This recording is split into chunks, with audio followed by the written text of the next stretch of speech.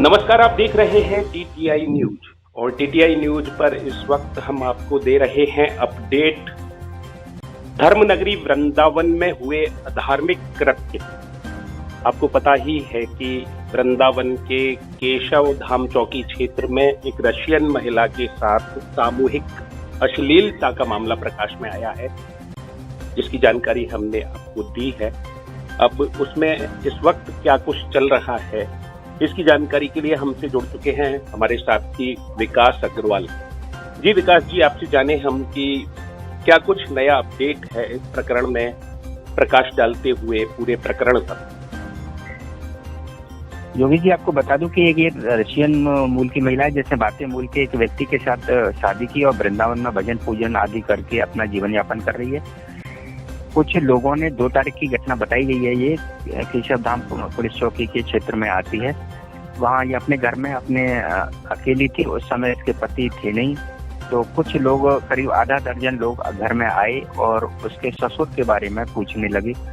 उसने जब गेट खोला तो वो जबरन अंदर घुस आए, उसके साथ अश्लील हरकतें की, अश्लील वीडियो क्लिपें उसे दिखाई। उसके बाद उन्होंने उसके पति के आने पर फिर उसने अपना जबरन अंदर के कमरे में जाके अपने आप को बचाया, अंदर से कमरा बंद किया। उसके बाद फिर वो लोग निकल चुके थे। उसके बाद जब पति आए उसके रशियन महिला के, तो उन्होंने उनको सारी जानकारी दी। फिर वो पुलिस थाने में जाकर उन्होंने रिपोर्ट दर्ज कराई। अब आगे की कार्रवाई पुलिस किस तरह से लेती है, अभी तक रिपोर्ट दर्ज हो चुकी है, इसमें इंटेलिजेंस भी सक्रिय हो चुकी है। अब आगे देखते हैं क्या होता है। अभी तक जी पुलिस ने अभी इस मामले में अभी तक क्या कुछ किया है? पुलिस जांच में लगी हुई है। जांच आरोपियों की तलाश कर रही है, क्योंकि वो यहाँ से फरार हो चुके हैं सभी आधा दर्जन लोग। अच्छा, उनका बैकग्राउंड क्या है? जो आधा दर्जन लोग हैं वो क्यों आए थे उनके ससुर को पूछते हुए उनके घर? बताते हैं कि जिस तरह से रशियन महिला ने बताया कि उसके पति के पास पहले से उनका आना जाना था और काफी बार आते जाते रहे हैं, और उनके पति के और उनके ससुर के अकाउंट से यूपीआई के माध्यम से लाखों रुपए गबन कर चुके हैं। ये लोग करीब 7 लाख रुपए का गबन कर चुके हैं। 7 लाख रुपए उसके ससुर के अकाउंट से और 4 लाख रुपए उसके पति के अकाउंट से, करीब 11 लाख का गबन कर चुके हैं पहले पूर्व में ये, जिसकी रिपोर्ट 1 जून को भी कराई जा चुकी है इसी मामले की, गबन की। जी जी जी। तो इनके मध्य लेन देन का भी प्रकरण पूर्व से चला आ रहा है। जी जी। और अभी तक अब ये लोग कहाँ हैं, कहाँ के हैं, ये कुछ क्लियर नहीं हो पा रहा है। ना ही इन लोगों को ये पता है कि कहाँ के रहने वाले हैं ये लोग। अच्छा, इतना लेन देन इनका चल रहा है और इनको पता ही नहीं है कुछ? हाँ, ये मूल रूप से कहाँ के रहने वाले हैं। एक्चुअली ये इनके पड़ोस में रहते थे, जहाँ ये आनंद वाटिका से पास रहते हैं, उसी के पड़ोस में ये लोग रहते थे, आरोपी जिनको नामजद किया है जी। तो उसके बाद से ये लोग फरार हैं। अभी तक कुछ नहीं पता चल पा रहा है फिर घटना के बाद से 2 तारीख की। और पुलिस ने इसमें पीड़िता का कोई मेडिकल आदि कराया है या उससे पूछताछ आदि शुरू की है? पुलिस अभी तक पूछताछ करने में लगी हुई है। फिर उसके बाद मेडिकल की कार्रवाई क्या होती है फिर पता चलता है, उसके बाद जानते हैं क्या होता है। जी जी जी।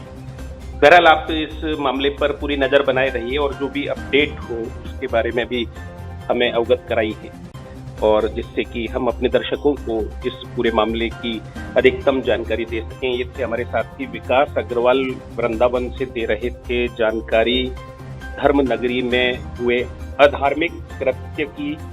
और इस मामले में पुलिस अभी जांच पड़ताल में जुटी हुई है। एक रशियन महिला द्वारा आरोप लगाया गया है आधा दर्जन नामजद लोगों पर कि वे आए और उन्होंने एक राय होकर उसके साथ अश्लीलता की और उसे अश्लील वीडियो क्लिप्स दिखाई, और उसने बमुश्किल दूसरे कमरे में जाकर अपनी जान बचाई। और ये बताया गया है कि ये वाकया तब हुआ जब वे आधा दर्जन लोग उसके घर में उसके ससुर को पूछते हुए आए थे।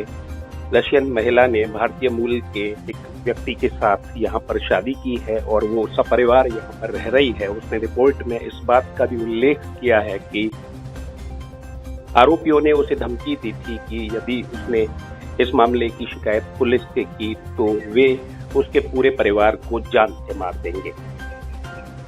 अब देखना होगा कि पुलिस इसमें किस नतीजे पर पहुंचती है और दूध का दूध, पानी का पानी कब तक होता है। एक साधु है, ढोंगी साधु है, जो हमारे घर के बाजू में रहता है पास में। वो हम लोग परिक्रमा में गए थे, घर में वो हमारी धर्मपत्नी अकेली थी, तो अपने कुछ लोगों के साथ अंदर घुसा और इसने हमारे धर्मपत्नी के साथ बहुत अश्लील हरकतें करी और बहुत छेड़खानी करी, शारीरिक रूप से बहुत हमला कर दिया उसके ऊपर। जैसे जैसे हमारी पत्नी दरवाज़ा लगा के अंदर घुसी और उसके बाद ये चला गया। और ये इसके लड़के कई समय से, फिर हमें धर्मपत्नी ने बताया कि इसके लड़के कई बार हमारे घर आया जाया करते थे हमारे पिताजी से संबंध के बहाने, और कई बार इसको शारीरिक रूप से प्रताड़ना देते थे, कभी कभी इसको अश्लील वीडियो भी दिखाते थे। तो ये सारी चीज़ें हमको जैसे जैसे पता चली, इसने उजागर करी, तो हमको ये बहुत बड़ा धक्का लगा।